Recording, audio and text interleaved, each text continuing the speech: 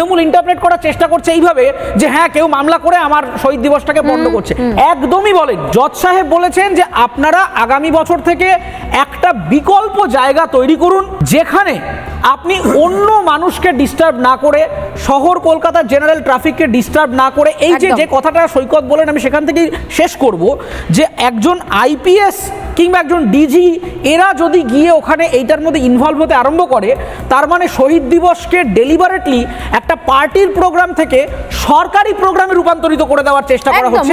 এটা অত্যন্ত ভুল হচ্ছে। তৃণমূল কংগ্রেস যদি আগামী দিনে সরকারে নাও আসে তবুও তাদের অধিকার কিন্তু থাকবে 21শে জুলাই পালন করবার।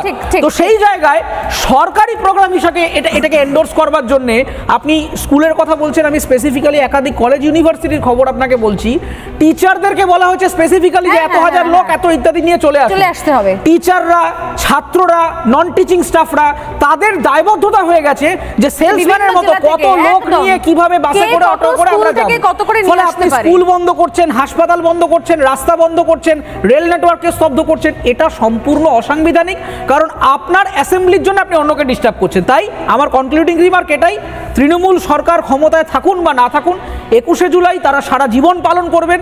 সেই শহীদদেরকে রাজনীতির ইতিহাসে সবসময় মনে করা হবে, কিন্তু অন্যদেরকে বিড়ম্বনায় ফেলে নয়।